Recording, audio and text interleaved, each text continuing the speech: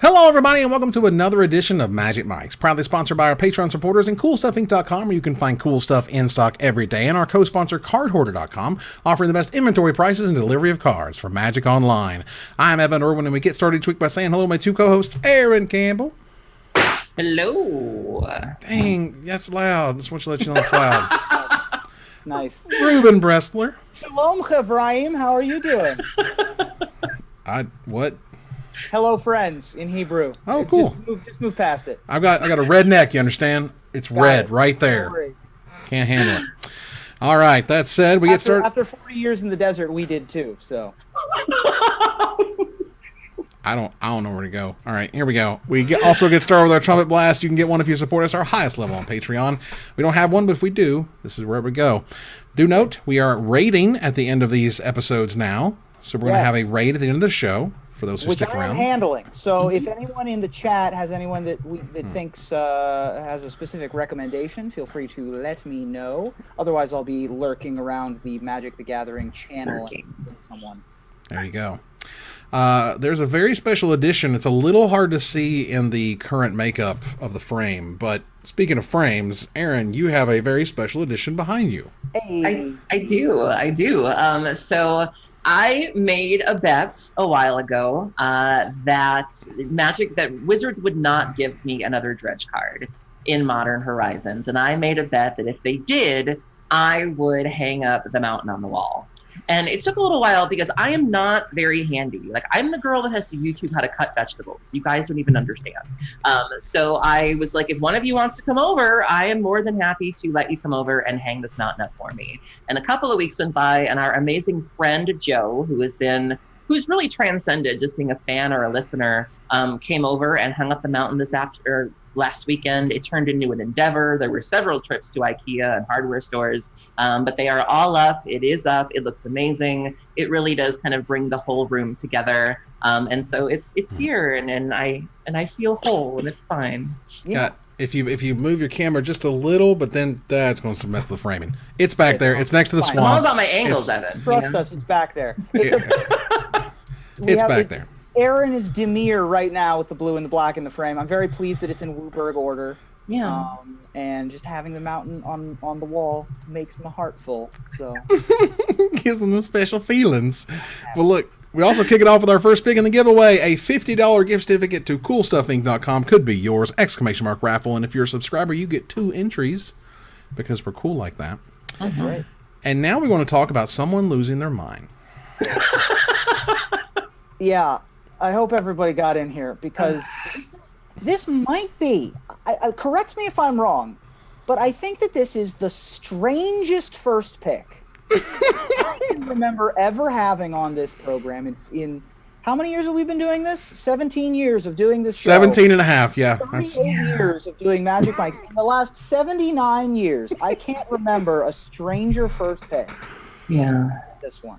It's weird. So let me explain it the way that I understand it. Feel free to correct me if I have any of this wrong. And that includes the chat, of course.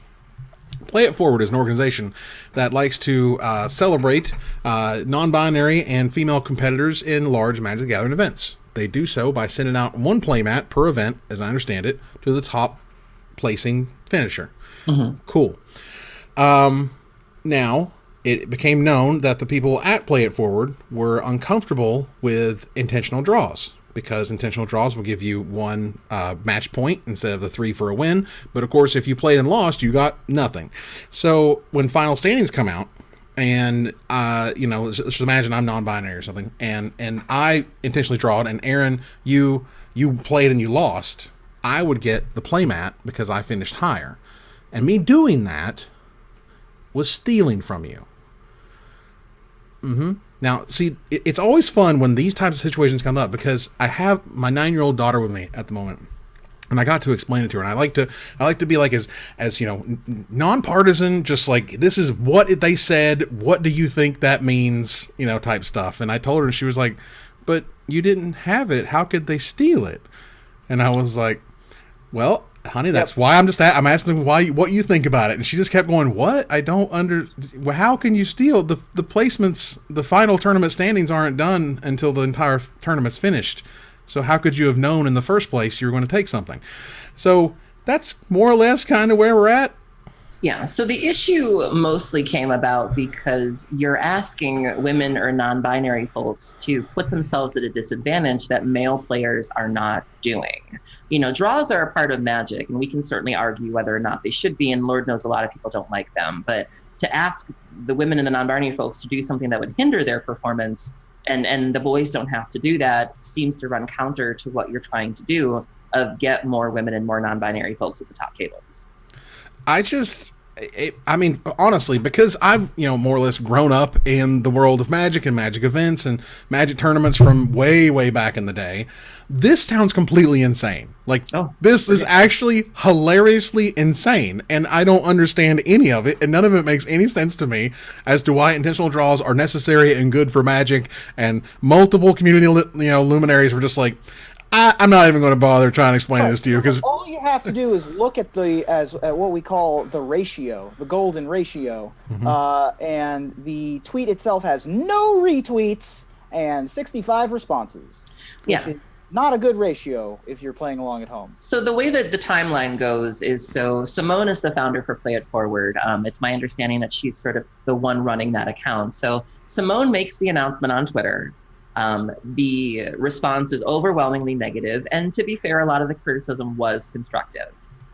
She then decides to write a blog post attempting to clarify her position, but ultimately ends up just doubling down on it. She doesn't seem to have listened to any of the feedback that was given, and she doubles down at that point, and then continues to even triple down on Twitter. Even after the blog post comes out, there's just no listening to people. You're not listening to the community that you're trying to service, and that's a real problem. And this was really, really unfortunate. In a matter of days, Simone managed to take a torch to all of the goodwill that Play It Forward did in the community, and they did quite a bit. Simone was one of the first people to really try a different approach towards the question of how do we get more women to play Magic by just incentivizing them to show up. She was of the mindset that if we just get them in the door, if we just get more people to come, then statistically one of us has to make it to the top. And so it worked. There were many women and non-binary folks who showed up to events, who did well at events, and credited that to Play It Forward. And then just to see it all go out the window over a personal opinion, you can feel however you want to feel about it, but you're bringing down you're not listening to your community. You're not putting the needs of your organization before yourself. And it's just a disaster. Yeah, it just definitely felt like a PR nightmares kind of situation, where I previous to this week I had heard nothing but positive things about the Pay It Forward program. I knew of a couple of people who had won. I was at a couple of events as they won the Pay It Forward prize, and it was just a very strange situation to begin with.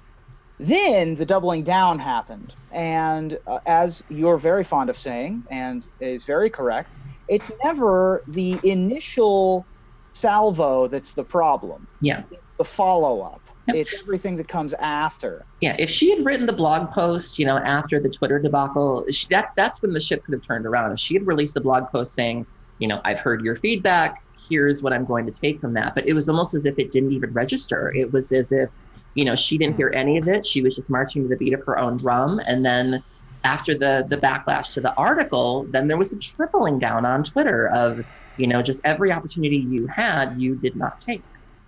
Yeah, it just gets uncomfortable after a while of just like, you understand that they're not going to change their minds. This is weird. Everyone's kind of like, I really wish you weren't doing this because you're making this uncomfortable. And we're kind of at an impasse. Even some of her oldest supporters, even people that had been there since the beginning were like, I love you, but this is not it. And I don't know how to convince you of that. And just, heartbreaking all around to see the bridges that they were willing to burn. Right. Dear Chief, this ain't it. No. Sign community. Right. So what's it, at this point, we have covered the issue. Mm-hmm. And now I would have the following question for you, Erin. Is there a path back? I mean, this is rough. I think especially with the way the community is right now, and there were other issues that came to light as well. There were people, Play It Forward has not always been great when it comes to non-binary folks and trans folks. And so a lot of those old issues were dredged up as well. which led to the tweet from Jess Estephan. Jess Estephan, a literal goddess of magic. She wrote an amazing thread about this where she was like, I'm not really trying to add fuel to a fire, but here's my thoughts on this. And she mentioned that her and Emma are working on their own organization that really will involve everybody, trans masculine, trans feminine, everybody that seems to run counter to Play It Forward. So the only thing I can think of is at this point, maybe just a new organization, but I'm not sure how PIF can come back from this. This is bad. Well, I think one of the ways that Jess is trying to differentiate it is that to not only support people grinding the Grand Prix circuit, but also grinding the SCG circuit. Yeah. So they don't have a lot of specifics, but this is essentially like, look, you guys messed this up bad, so let's go fix it and make it right. And because again, what's the way back here? Just a giant mea culpa and I was totally wrong? Like, do we really expect that to happen? No. And then I don't expect people to forget either, unfortunately. I just think, like I said, I mean, Play It Forward did good things. I just don't think it could last forever. Like I said, the way that the community evolved and the things that they demanded from the organization, I just don't think it was built to really support that. And so I think it did its thing in a moment in time, but now where we are, we either need a new organization or, women have more inspiration. They're able to see all of these streamers going to the Mythic Championship. The representation has improved quite a bit. Things are different than when they were when PIF first got started.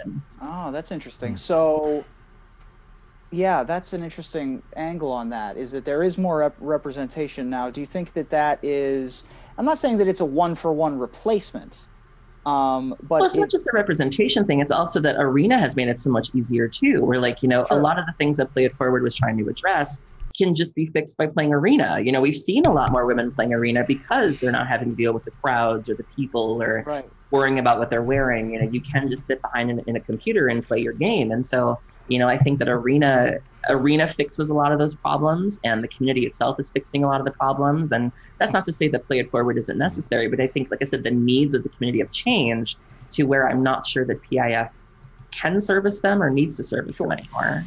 So moving forward, we now have Jess and Emma's and other partners' projects that is going to sort of address some of the same stuff. Yeah. We don't know a ton about what's coming next. No, it's just an idea. It's just an idea, and it's just Jess tweeting about it. But yeah. Okay. I mean, it's something I feel Wizards are probably right behind in terms of supporting if, they kind of go through the right channels or whatever. But either way, good luck to Jess and Emma. I hope it goes well. Obviously, we'll tell everybody about it as soon as it happens. Yeah. Let's talk about gathering the townsfolk. Let's talk about our M20 core preview event. Yes. That happened a couple days ago. Yeah. It was super, super sweet. I got to kick off the stream by building a few of the decks. I built them on Twitter. I already showed them on Twitter, and I played vampires. That one-drop vampire, the rare guy that you can pump and puts a counter on if they lost 4 life. That card is ridiculous. That card is ridiculous. Not surprising at all. Because you can pump it multiple times. You're going to be like 3 mana plus 3/+3, 3 more mana plus 3/+3, and then just going to get counters. It's also a 1-drop 1/2 with multiple abilities. Oh yeah, they pushed the living crap out of that card, and it's great. I played a Blue-White Flyers deck. I think the Blue-White Flyers deck is real. I don't know what the great build of it is right now, but favorable wins plus the flyer that pumps all of your flyers, all of that stuff. Winged Words? Right. Which is the divination for 2 mana when you have a flying creature. Turn 1, Healer's Hawk, turn 2, that card feels amazing and is terrific. So, I think that deck is real, but the realest deck, clearly the most exciting deck for me, was Elementals. Oh my god. Elementals, this is a deck purely from M20. It didn't come from anywhere else. It was only M20. M20 made this deck. M20 gave you all the tools for this deck, and that's awesome because the deck is nuts and it's great. It's amazing to go back and read. Jim Davis, writes on CoolStuffInc.com, and he wrote how he didn't like Omnath. He said Omnath was terrible. Omnath was just an overpriced, hill giant, and I'm like, dude, you don't know what they did. You don't understand what they did to this creature. It's insane.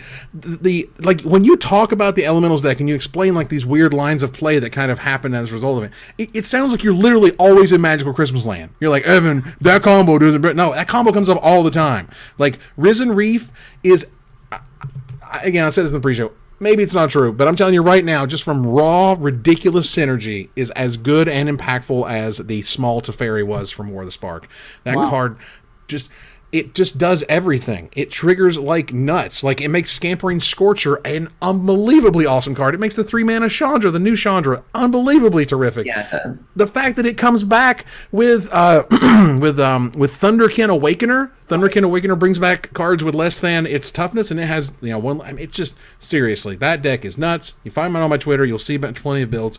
I play Magic to feel things, and my God, the Elementals deck was fantastic. I've seen multiple builds of that Elementals deck. Most of them Teamer, a couple of them Bant. BBD was playing a Bant like ramp thing that just had Risen Reef in it just to like get Nissa early, which I thought was amazing.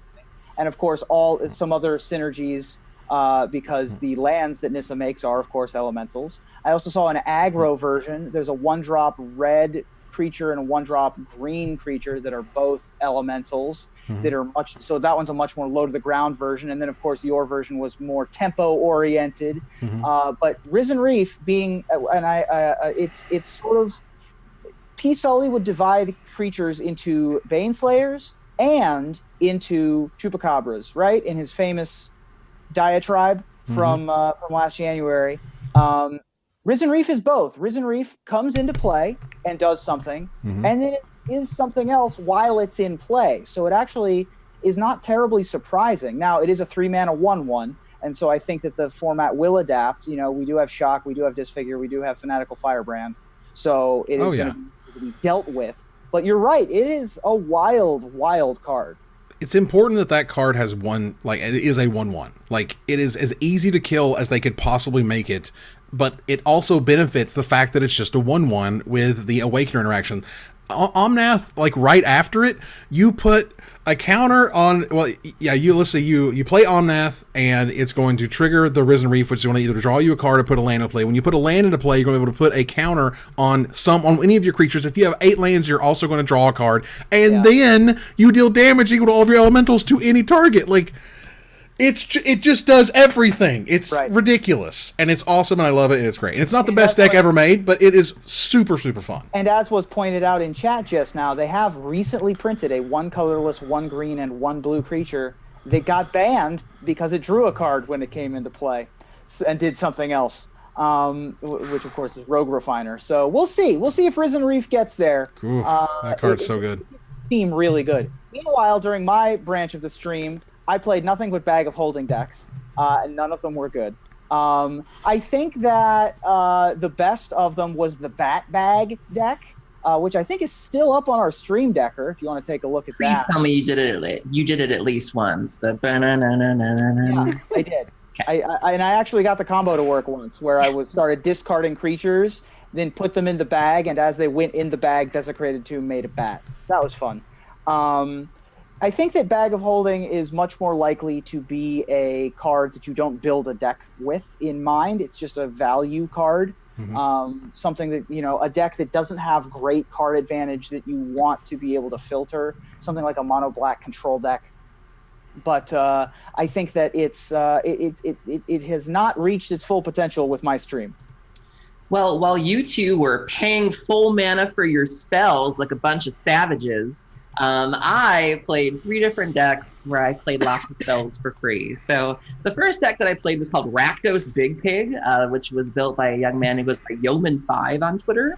You should go follow him. He's an amazing brewer. He had a whole paste bin full of 2020 decks that I perused. I got to play with Ilhard. I got to use Rekindling Phoenix to sacrifice it to, I think it's Blood from Bones or something. Bones, you sacrifice the Phoenix, get your egg, then you'd reanimate something and then get another card back from your graveyard, like a Rotting Regisaur. It was amazing. And then your Phoenix comes back. And so I got to Ilhard somebody once for the Cavalier. That felt really good. I didn't really do as well with that deck, but it still felt great to kind of get my feet wet. The second deck I played was the deck I had the most fun playing, which I did not expect because it was not colors I ever play. I played the Flood from Tears deck. And so you're basically playing like just a Simic ramp deck, and then you ramp into Flood from Flood with Tears, and then you drop Omniscience. I've been calling it Flood the Basement because that's what happened. And then I was just chaining Drawn from Dreams, And then like you loop your Tamios, you get a Nissa, you eventually just get a whole army of elementals, and then you kill them. And it just felt amazing, like just to do whoop, like to Wow.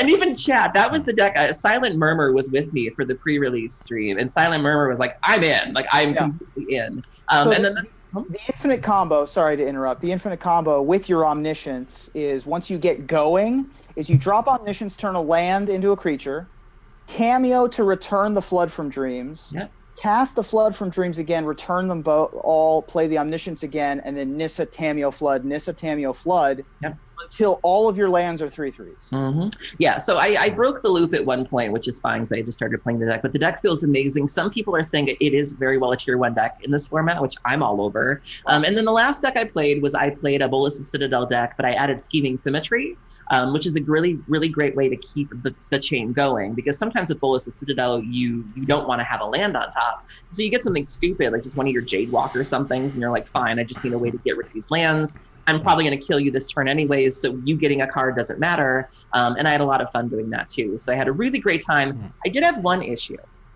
and I'm curious to get your thoughts on this. It was my understanding in these early access streams that there were really two rules, at least two rules. One, you got to play with 2020 cards, because that's the point. You're trying to reveal these cards. You get early access to these cards. But it was also my understanding that this was not competitive. I faced a young man who was on Esper Control, like tier 1 Esper Control. Why? Right. There are no prizes. You don't get to keep anything you win on this thing. These are God accounts that you get for the day. There's literally nothing on the line here. Right. Why are you showing up with the tier 1 deck? I played nonsense. I had this same argument when I was streaming. It was like, what are you doing? I played absolute nonsense. My lists were rough, unrefined, and fun as hell. And to me, that was what it was supposed to be. Like the spirit of the event to me was supposed to be, you know, for one day a year or one day a quarter, you just have fun and you play jank. We're all Saffron Olive for a day. And I was really kind of turned off a little bit when I saw this young man show up with like a good deck that you could just as easily play in standard. And I'm just like, what? Why? You know, is it just me? Am I? No, it was me. No, I ran into a couple. I want to say I ran into mono red, like no new cards mono red, which was just weird. Like, why are we doing this? What? It's a bit strange. It's a bit odd. Either way, thanks to Wizards, #sponsored for the free preview. All the VODs are on this Twitch right here, so you can go back and watch all three of us play. We all had a really good time. Thank you all for tuning in. It was fun. Yeah, it was great. Moving on here. It dropped Thursday. It's not as exciting now, but it still is fantastic. Yeah. Finally, after years of asking Wizards to please do something with Pauper, for God's sake. There's a whole article in MTG Goldfish about like how insane Pauper is versus like the real world or whatever. Finally, Wizards says they are going to bring Pauper into the realm of supported formats, and this has already happened. You can already sanction Pauper events right now. Kendra's already losing her mind in the chat. Oh, it's insane. Last night at Cool Stuff Games, we had 17 people at our Pauper event. Jesus. Wow. I mean, on a Tuesday? On a Tuesday. This isn't. People showed up because it's officially sanctioned. You can actually get Planeswalker points and stuff now. Like, that's a real thing. So the definition of Pauper legality is going to expand, include any common printing and paper or digital, which is fantastic. You get about 200 new cards? About some of there, yeah. They're banning Hymn to Turok, Sinkhole, and High Tide for what I think are fairly obvious reasons. Sure. Not to me, they're not. Those cards are broken. And yeah, what I really am looking forward to is Delver, Hymn to Torok, Sinkhole decks.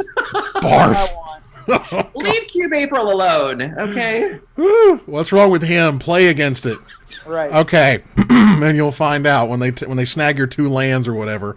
And then you're dead. All right. So anyway, so that also means things like Red Elemental Blast that we've been waiting to be legal in Pauper instead of the other one, the Pyroblast. It's one or the other. We have one but not the other. So now we have both, which is great. Right. And all sorts of new cards coming to Pauper, which is sweet. Modern Horizons was amazing for Pauper, so we get to kind of ride on that train, which leads me into the Pauper Premier League. Nice. The Pauper Premier League, which I am a part of. I'm going to be playing at least 2 weeks. So if I make the final rounds, I'll be playing 2 more weeks. But we announced it, and we've been working on this for many, many weeks on the DL with Wizards and trying to get our stuff, synced up. And we have a trailer. I've linked the article in chat, so you can go check that out. Obviously, we have the show notes if you're listening to us on the podcast. But, with Alex Ullman and Kendra Smith essentially at the helm, they're going to be hosting the show. You will see those guys a lot. It's getting better than that. Yeah, but we also have, Chris Van Meter, Adam Yurchik's in there, Brian DeMars. Like, we have some amazing people. Wow. Please check out the list. We should be having a ton of fun. I want to bring the awesome Pauper goodness. I am certainly excited. We'll start on July 11th, and I will be there playing along. I also just love the Premier League kind of events, like Vintage Super League, the Modern Medium League, or whatever. There's a Legacy one too. I love that stuff. I think that it's really fun interaction with the community that you can showcase these weird ideas alongside with the competitive aspects. And Pauper is just a supernatural fit. It hasn't been explored before. I'm interested to see if Evan wins his first round, if he'll try to ID the last round. Be the real monster. Hashtag MTGPPL1 will show you your support for the event. Evan, if you're going to do it, though, it's POWper. It's POWper. Hashtag MTG POWper. And hashtag, so what was that hashtag again? MTGPPL1? That's correct. Because this, we're probably not going to be stopping at the Uno. We got to keep going. Sure. That's going to be fun. This was sponsored by CoolStuffInc.com. They're providing resources to make this happen, so thank you very much for that. So that will be really sweet. Again, next Thursday, July 11th at 9 o'clock Eastern on Cool Stuff Inc.'s Twitch page, like twitch.tv/CoolStuffInc. So check us out there. That'll be super duper fun. Wizards. Oh God! Someone in chat just said it's clearer to know how to get into the Pauper League than the Pro League. Yeah, we still got that issue. We're not talking about the Pro League. I'm sure that we'll have more garbage to throw into that fire in the future, but that was good. Did not come in the news this week. No, we still don't know what an MPL is. All right, so Wizards did announce a celebrity pro-am, if you will, a celebrity cup, where they had 36 influencer celebrities and Magic experts from France, Germany, and the United Kingdom to head an intense but very friendly competition on behalf of their countries. There's no prize on the line, just sweet pride and glory, which is fine. They are going to pair these Magic pros with celebrities, and this is the best part, guys. I don't know any of these people, and that is literally the point. That is literally the point. Who are these people? People you've never heard of? Fantastic. They're now going to hear about Magic. They're going to teach these people how to play Magic. It's going to be fantastic. This is a great idea. Wizards did a fantastic thing with this one. I really like this. I think it forces you to use a different skill set. It reminds me of on Drag Race, every season, they always have one challenge where the queens have to make over somebody else. Because you can make yourself look sickening, but you'd be surprised how often that doesn't translate to doing somebody else's makeup. And so you have a lot of people. Magic, I think, at heart is kind of a selfish game. You're doing a lot of things by yourself. That's one of the reasons why the team events are usually such a big hit, because you can go outside of your comfort zone and really just do and be friends and have fun like that. And so it's going to be interesting to see who works well in that capacity as a mentor, as a teacher. Will you be able to impart your skills or your gifts onto other people? Will you play well with them? I think this opens up a lot of different dynamics and some great potential for great story moments or narratives. And so I think this is brilliant. Absolutely. Yeah. I think that this is super cool. Just like one of the neatest things I've seen come out of Wizards in a long time. Very similar to the pro-ams that you see at like golf tournaments. I've heard of none of these people, but they're all super famous. I think I've tweeted about this on occasion, where it's just like I see a tweet from someone who apparently has 500,000 Twitter followers, and I've never heard of them. Like they came fully. What are we doing wrong? This, and I've just like never been aware that this was. That happened with a celebrity dog recently. There was a promoted tweet from a celebrity dog that had 450,000 Twitter followers. It's like, I'm here on this red carpet, and it's like a British, like a French bulldog or whatever. We will never be as popular as that dog on that carpet. No. But yeah, you've got 5.6 million Twitter followers for one of these guys, a couple of multi-million-dollar subscription YouTube accounts, Instagram influencers. This is the kind of connection that I really like to see, way outside of native advertising. Right. This is pulling in people that like, what's a magic, you know, and that's exactly what it's doing. This is fantastic. We should do this over here. Yes, it's not Danny Trejo or whatever, but like, or Justin Timberlake in our Celebrity Cup. Man. No, man, we're online and we're trying to reach as many people as possible through our video game connections. Gordon-Levitt did that magic thing with Geek and Sundry a few months ago. Mm-hmm. He's super busy, so he probably isn't high on the list. But there's plenty of other celebrities. If 75,000 followers on Twitter or 100,000 followers on Instagram or 200,000 subscribers on YouTube qualifies, there are plenty of people who are that famous who would take part in something like this. So, but I also like that it's not American, that it's not all U.S. centric, and that they're reaching out to a more Euro audience with this. Yeah, and I mean that's another terrific focus. As I understand, this came from the EU team, so like. Take notes, U.S. team. Let's do this. It would be really sweet. I'd love to see something like that our way. Moving on here, there is going to be a new giant Spindown in your M20 pre-release packs. Yes. And we have a video of it thanks to Gavin Verhey. Let's take a look here. He is playing with it right there, and here in a second he'll show you what the normal Spindown looks like. But like making these dice bigger is awesome. And This is similar in size to the D&D. I think that they probably just used the same mold as the D&D side promotional dice. Whenever a new book comes out, sometimes it'll come out with a felt bag that has the D&D stuff in it, and this is the same size, except for that the D&D ones are translucent and this is opaque, because D&D players prefer translucent dice because they can look for impurities in their dice, and if there aren't any impurities, they can prove that the dice isn't weighted. Whereas for a spin down, it doesn't matter. I also like that M20 is the best possible spin down because the 20 is on the M20 as opposed to weird M17 being on the 20. It's just like gross. Yeah. They kept doing that too. They did that the whole time where you're just like, could you? Okay. Yeah, just put the X on the 10 for core set, would you please? Right, that'd be really sweet. But overall, I think these are great. It's a really cool upgrade. I like bigger dice, so that's sweet. Moving on here, there is the Red Bull Untapped event, and they have announced the host and casters at the finals on August 4th in London. Did they fix Caleb Durward's name? I don't know. Did you see that tweet where they said Caleb Durwand on the actual graphic? Girl. I got nothing on that, but I do know that the host is Riley Knight, who could literally host anything, I think, brilliantly. I think show host is the ideal role for Riley. He is built for that. Absolutely. With casters including Brian Kibler, Reed Duke, Raphael Levy, and Merchant. Wow. Which I thought was sweet. What's a Merchant? Cole Merchant? Or I don't know if he's COL anymore, but he's Merchant is a very popular I believe he came from Hearthstone. I could be mistaken. But he's a very popular content creator in the competitive card game sphere. There you go. So there's also casters for was this the 7th of July in Brussels, which includes Oliver Gehrman with Riley Knight as a caster, Legend VD, or Legend VD, I think that's right, and Raphael Levy. And finally, we have Becca Scott hosting with Eduardo Sajalik and Tim Willoughby on the 6th of July in Florence. Fabulous. Yeah, Tim Willoughby, right? It's here. Phone book. Just go. It's fine. Whatever. I've said it before. If Tim Willoughby recorded an audiobook of the comprehensive rules of Magic, I would listen. I've been very pleasantly surprised with the quality of the folks who've come from outside of Magic coming into Magic.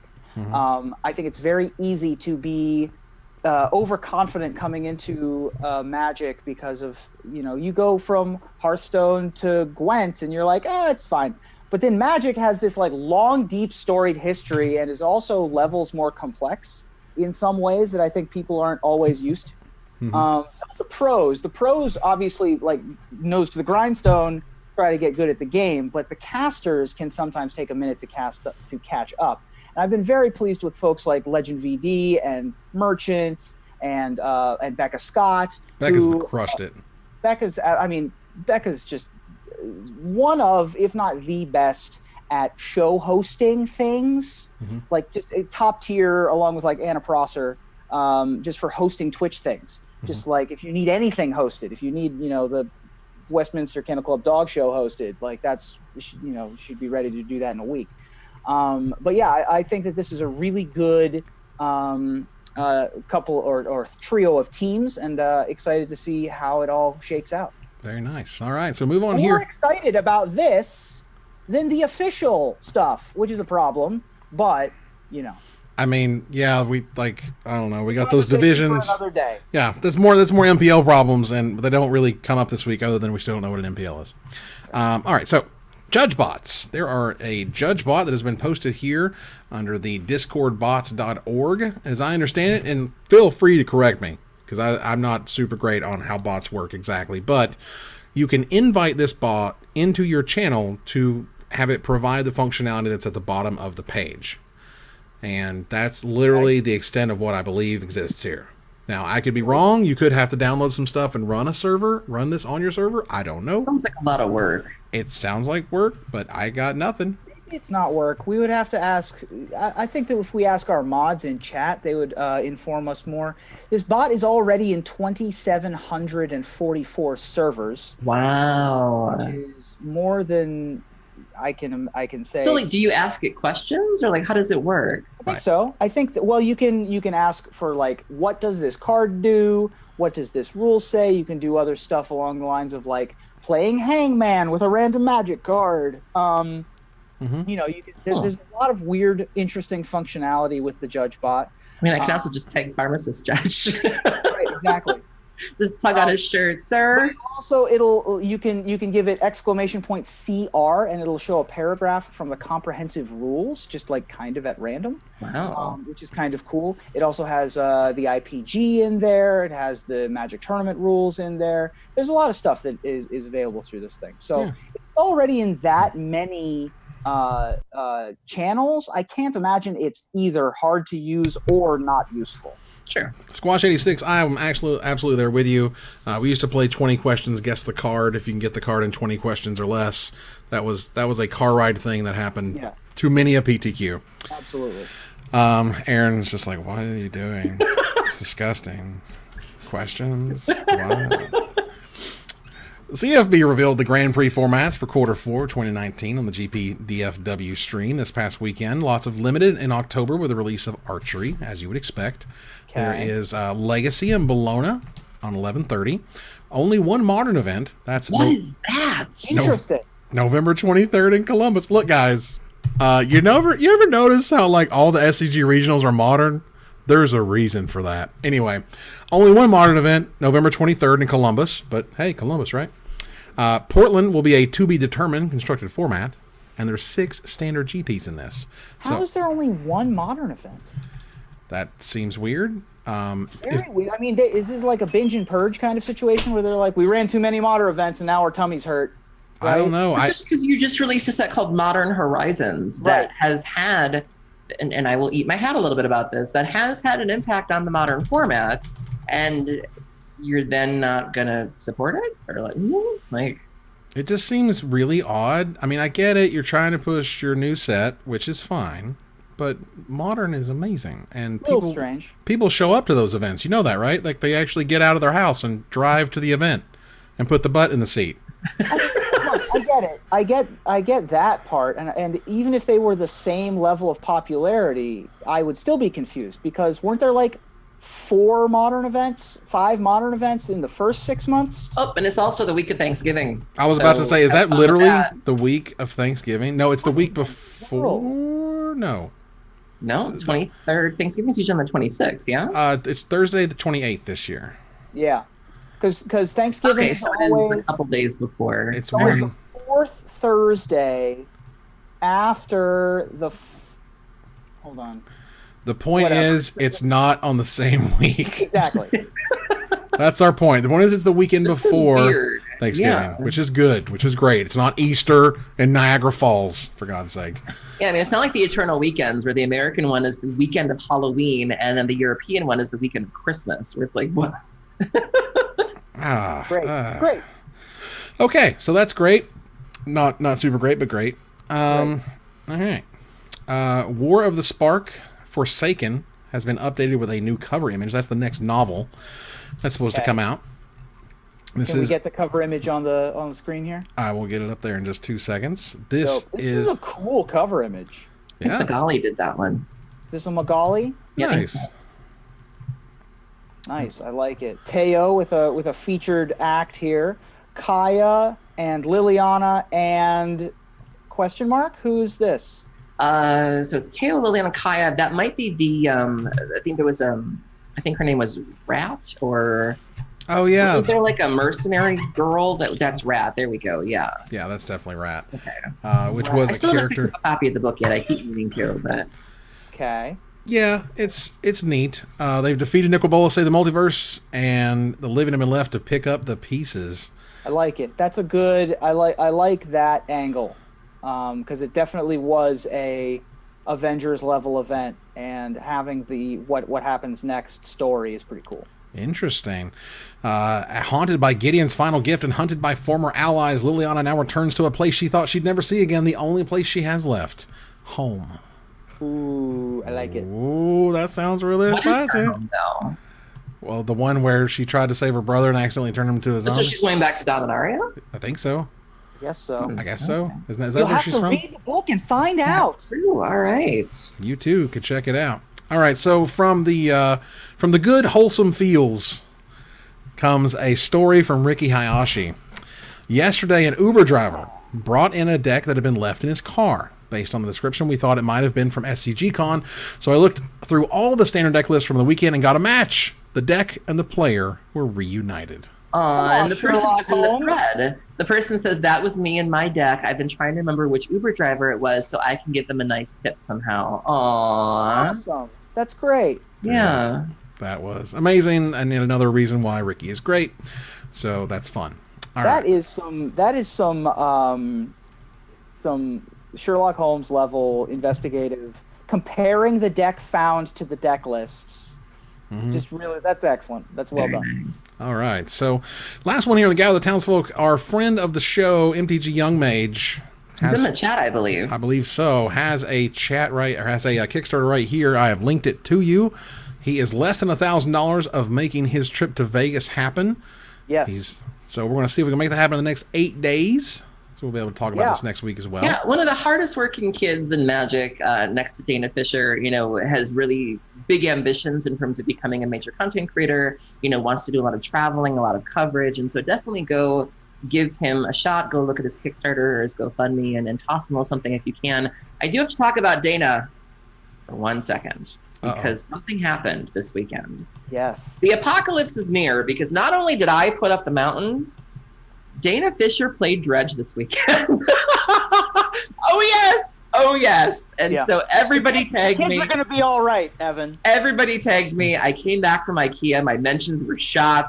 I was like, what did I do? What did I say? Don't sue me. I don't have anything. And it was just Erin. And here's sweet little Dana trying to figure out Dredge. Wow. Did she play Dredge or did she play Bridgevine? It looked like Dredge. Like there were prized amalgams. There was Conflagrate. That's Dredge, baby. That's not whatever they're doing. But I was going to say, Hogak still requires you to tap creatures for mana. Yeah. So it could have been... But Hogak's not Dredge, though. Hogak is like... Do you remember when you were watching Titanic and there was like new money and old money?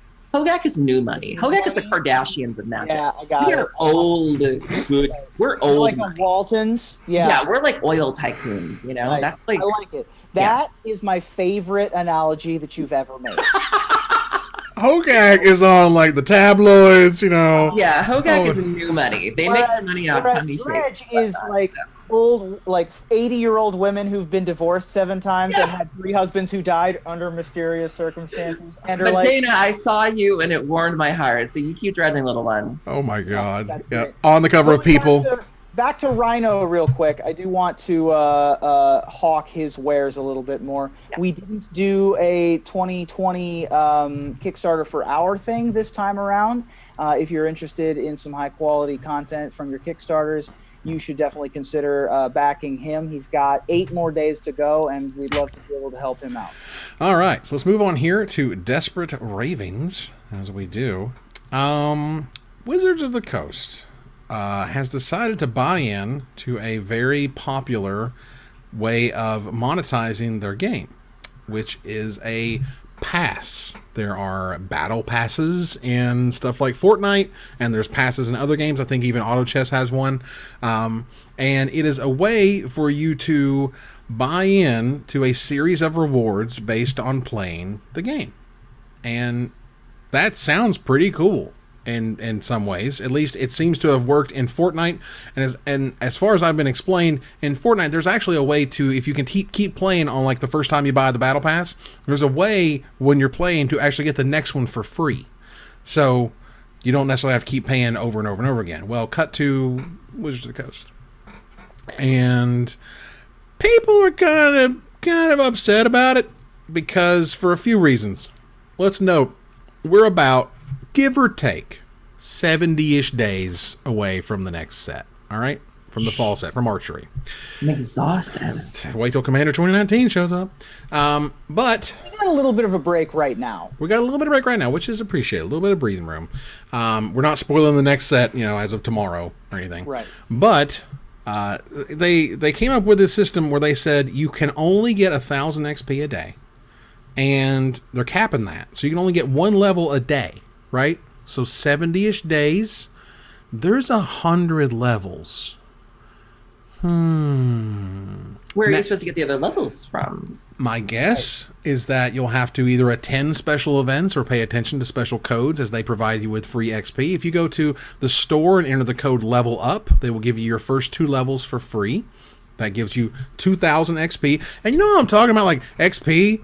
They didn't really mention this when they tried to explain the mastery system at all when they first explained it.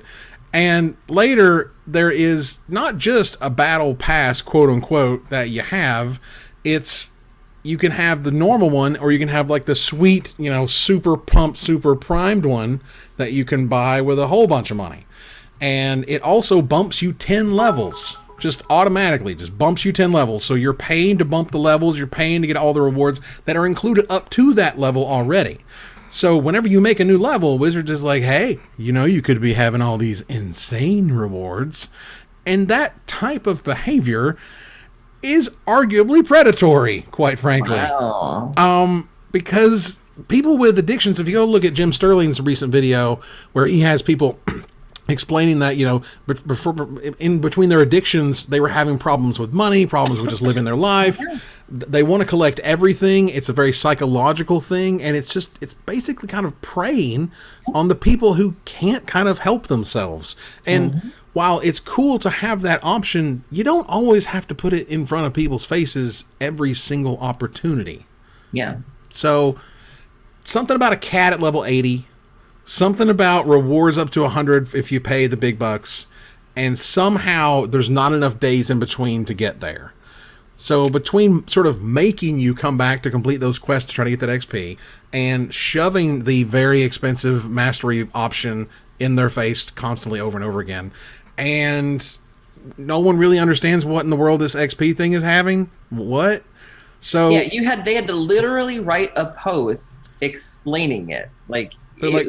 We forgot. We didn't tell you. And then the post wasn't great, but when you need a primer to understand your system, that to me feels like a bit of a failure. Where it shouldn't be that difficult to require that. Like, it's odd. The late season play and purchase, you don't have to actually buy the expensive version because you're trying to earn everything in it. You can just wait until you're like, oh, I'm at level 80, so I'm going to buy the expensive version and get 10 more levels if you buy the super expensive and everything that's included. So that's kind of odd. You don't even need to buy it up front. And the idea that you're capping XP, the problem is capping the XP. That's literally all the issue here is, why can't I grind 2 levels if I just want to keep playing, right? Because you get like 800 XP for playing in the quests. You get, I think it's 50 XP for your first win, 25 for your second win, something around there. You can make it in between all of those. You get XP for wins. You can get 1,000 XP a day, which is whatever. But the point is, they've made a system that can charge a bunch of money. They gave you the upgrade option to pay even more money to skip those levels in the first place. There's not enough days in the calendar year for what you have literally shown us. And there's a cap on this XP, which kind of makes it feel bad once you play past your XP limit. Yeah. Sounds like somebody needed to call Frank Karsten.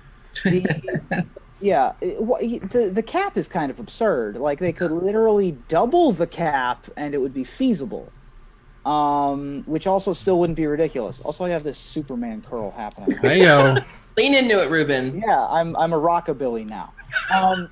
Yeah, so yeah, this is odd and confusing, and they have time to fix it if we decide that this is an issue worth fixing. Or not, like they could just not, I guess. Or they could just futz some numbers. The big update thing I care about is this cat. Can you explain what this cat is? Nope. So where does this come from? Like, I think it was on the right side of the screen when we were playing, and like there's like a light version, and then there's like who was asking for it? Like, I don't know. To quote Erin Campbell, who is this for? Wait, so players who purchase the Mastery Pass will gain access to the Elemental Cat and its 5 color options immediately. It is Wooburg. They checked. And as you increase your set mastery, you'll unlock additional upgrades for your cat companion. The Mastery Pass can be purchased for 3,400 gems, and that I'm not exactly sure where that equals in terms of money. Hold on. Don't get me wrong. I love the cat. I think it's great, and the internet is for cats. However, so that is the exact amount of $20, by the way. 3,400 gems is $20 exactly. So you give them $20, they'll give you a pet right now. Do you care? Do you not? I don't know. I'm just letting you know that's how it works. So first of all, I think it's a really cool and cute idea. Sure. In-game pets are a thing that exist in lots of games. I just didn't know how it came to Genesis here because this was never on the table. This was never discussed of like, hey, you know what would be cool? Cats sitting on the board while we play. And then suddenly it's just like everybody is like, hey, cats are great. Well, cats are great, but also, I'm confused. Apparently, if you like click on your cat and makes it noise or whatever, your opponent turned on. Yeah. See, here's the catch. Here's the kicker, everybody. I immediately disabled emotes because emotes are stupid, and I don't want to interact with my opponent, much like Erin Campbell. However, I have to turn emotes back on in order for my cat to do stuff, and then I have to get BM GG well played from my opponents, which I don't want. Yeah, that's pretty much the thing. Well, you can spam your cat's noise to your opponent, and if they have to mute you to turn that off. I'm off it again. Now you're off it again. We're done.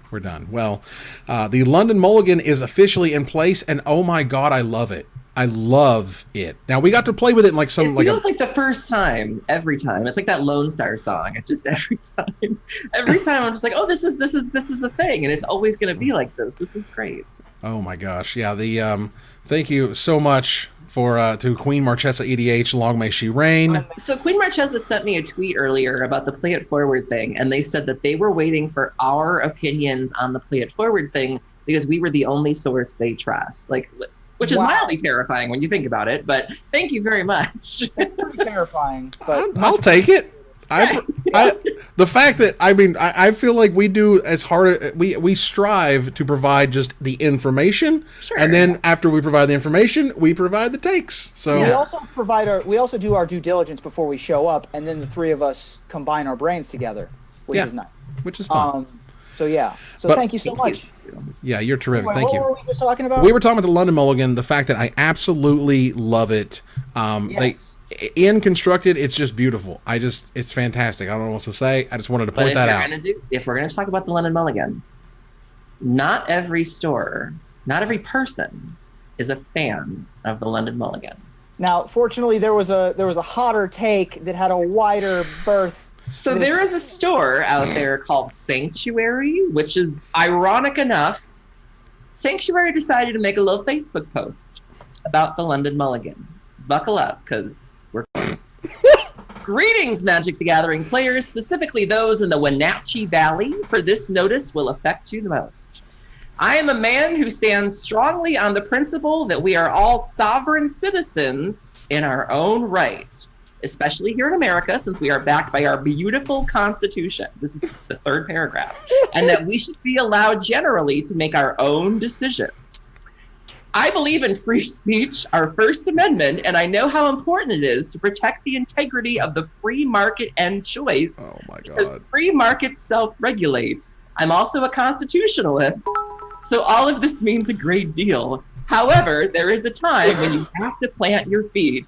He's not talking about anything. This is about the London Mulligan. And then it goes on and it goes on. And basically, this store is saying that if you don't want to do the London Mulligan, you do not have to because of the Constitution. I'm not really sure. It's crazy. It's crazy. Okay, look. We got to the point. Wenatchee Valley is near Walla Walla Point in central Washington. There we go. Well, Feel free look. to debate it because these guys always love debates. Oh, they love debates and they love votes. But look, they have feelings, by God, and they feel the London Mulligan will change Magic intricately, and this will take our favorite game down the wrong direction. By God, Sanctuary 2020. Right. Here's a conversation starter. This randomly reminded me of, what's the strangest hill you've ever died on? Oh my God. What's the topic that is like that to you is the breaking point, but would be inane and totally unreasonable to anyone else? I don't know, but Limited to Magic? Let's and just anything. I think mine is I can't with cinnamon toothpaste. Really? I like mint toothpaste because my mom doesn't like mint, and she bought a cinnamon toothpaste when I was younger, and I don't like it. Interesting. I can't deal with anybody who uses cinnamon toothpaste. Wow.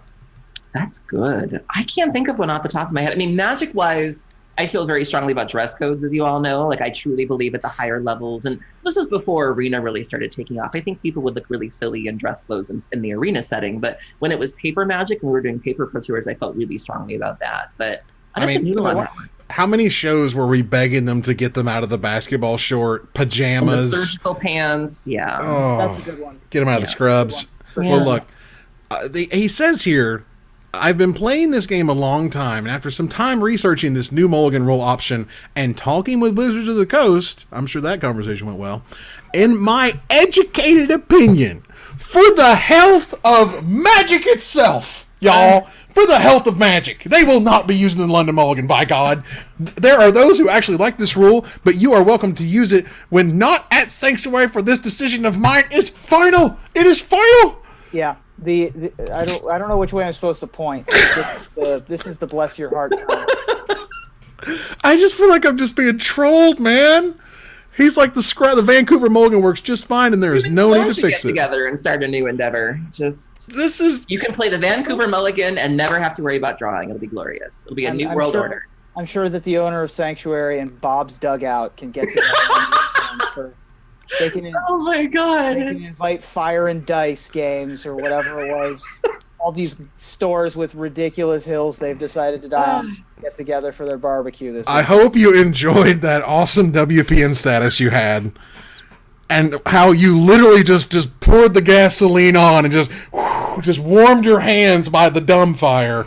I am like, seriously, what are you talking about? This has nothing to do with constitutions and republics. We're talking about Magic cards, y'all. To be fair, this particular disagreement isn't like life-threatening to the business, right? This is just a weird thing that this person has done. Lulling to oblivion, own the libs. Just right. No. This one's fine. Come back for this one. It's just like, this is a weird, funny.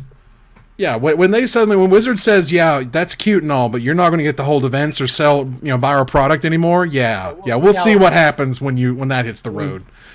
God, crazy. All right, we are running out of time. Let's see, is there any particular story left you guys want to talk about before we run out here? What do we got left? Well, we got the toothbrush thing, which was kind of ridiculous. No, the toothbrush How is that happening to multiple people? Toothbrush thing is the subject of the joke, so we can skip that one. There we go. Where are you even getting? Where's Wizard getting toothbrushes? Is this like an independent shipping company?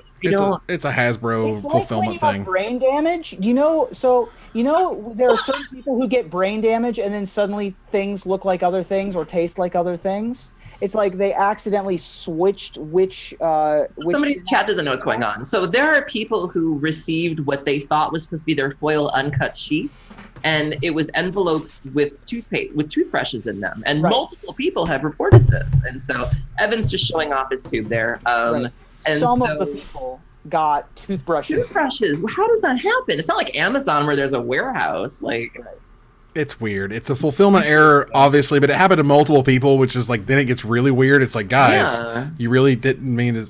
Okay. Right. They're toothbrushes. The other thing I just wanted to briefly touch on is the new Judge gift cards were announced today. Sliver Legion with new art and Isolated Watchtower with the same art, I believe, are the new Judge gift cards, which we don't call Mother of God! Sliver Legion is up to $115? Yeah, well, thanks, Commander.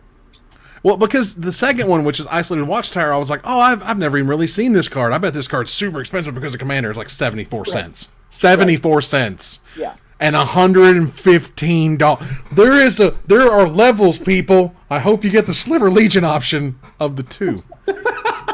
Goodness gracious. All right. Our thanks are going to come right after the finisher, and then we're going to have our raid. So get Mox Ruby those recommendations if you'd like. That said, we are turning the corner to the finisher. This week we're going to talk about toothbrushes. Certainly Hasbro toy shop customers who tried to buy War of the Spark Mythic Editions earlier this year were unable to, then told they were to be sent War of the Spark foil uncut sheets, only to be sent, you guessed it, toothbrushes. Specifically Quip brand, which advertises themselves as simple, affordable, and surprisingly enjoyable oral care for everyone. So once Erin stops laughing at the words enjoyable oral, God, those are two words together in a sentence. Tell me. I called it. You saw it coming from a mile away. What would a toothbrush have to do in order for you to be happy with it coming instead of your foil uncut sheet? Ruben? First of all, I just want to say that the sentence of the setup of what would a toothbrush have to do is like one of my favorite. Anyway, I'll keep going. Based on this week's news in Weird Internet Personalities, I would not accept anything less than $30 worth of Morrow's bathwater. No. Oh. As Mark's rosewater. Oh no. My God. Wow. A+. I don't know. That's ridiculous. There was someone literally selling $30 of their bathwater. Internet Instagram personality. Crazy. Erin? Well, if I was expecting anything, if I was expecting an uncut foil sheet, the only thing I would be happy with receiving instead of that is a formal written apology from whoever put Layla into the Void and Grafdigger's Cage in Standard at the same time. Why? Yeah. It is. You pull out the sheet and it's got like the ink stamp and we're sorry. And yeah. I want a wax seal. I want That's right. official. Yeah. Thankfully, I received my sheet unscathed, as you just saw. Thanks a lot, Wizards. But if I didn't, I think instead I'd be super happy for it to be replaced by a nice, clear, near mint collection of what the hell is happening with the MPL. What does it mean? Where is it going? How do you get on it? Why do you not tell us these things? Why can't we have nice things, Wizards? I just want you to tell us where we're going and what we're supposed to do. They send you a scroll, 10 Commandments style, that you have to like unfurl. Like, here's the MPL. I just want it to make sense, man. I just want it to make sense. We all do. So that said, sense again. That's all. Yeah, I would like that a whole bunch. So let's go ahead and get here to the creator dashboard so I can get ready. We got to choose a winner. Oh yeah, we're choosing the winner. Don't worry, I'm getting there. We got winner, we got thanks, and then we got raid. All right, winners up first. Who wins a $50 gift certificate to CoolStuffInc.com? Wittet, WITTET. I'm with it. Are you with it? We with it. We so with it. I'll tell you what. The booster box of Magic 2020 is going to be up for grabs next week. Next week, yeah. So call your friends. We're giving away a booster box. Yay. Congratulations with it. You did a good job. Please contact Erin if she hasn't blocked you already. Don't worry. She's probably on her way. Contact Erin even if she has blocked you already. Fine. See how it goes. See if it works out for you. Why not? Oh, my goodness. All right. So we have chosen a channel to raid. Wait, we have to thanks. But we have to get some thanks. I know we're getting it, man. It's cool. I got you. Okay. All right. First up, before the show even began, I believe, SC Murray 15 resub for 2 months. A very important number. Thank you so much. Yeah, Bacon on their cheeseburger, they say. Krizzy Zuskiman. Krizzy Zuskiman, I think, resub. Krizuskiman? Krasuska Man. Resub for 4 months in a row. Thank you so much. They said, ever since I subbed, you haven't grown, you haven't improved, you took shortcuts and gained nothing. You experienced hollow victories. Nice. Nothing was risked, nothing was gained. Aside from that, everything's great. Thank you. House of Shadow resub for 14 months. Oh my goodness. They say we should raid Jamie Topples tonight. 14 months woot. Well, we'll see where that happens. Shame MTG resub for 6 months in a row. Thank you so much. I think that unlocked an emote or a little moniker by your name there. Of course, we'll get to Queen Marchesa, who is amazing. 00 Busy Hands resub for 11 months in a row. Made it Pog, they say, which I appreciate it. KG Chandler spent some of them Bezos bucks. Sub via Prime. Thank you so much. Always appreciated. And feel free to at me if I missed someone, because that has happened before. But I believe that is all of our subs for the stream. There were a couple subs when I was streaming the other night. I didn't catch them, but I did see you, and I do thank you for that. So yeah, and I thanked. I think that we had one new sub while I was streaming as well. But so yeah, thanks to all the new folks.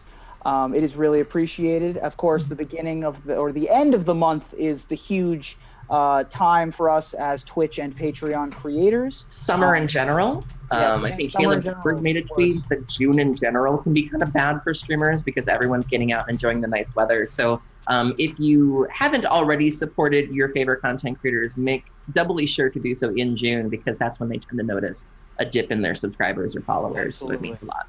All right, Ruben, you want to take care of the bits? Yeah, I don't have a voice this week. I guess my joke was about Morrow, so I guess we can just do the old standby. Who's Morrow? Mark Rosewater. Your Morrow is so good, it warps technology. What was that?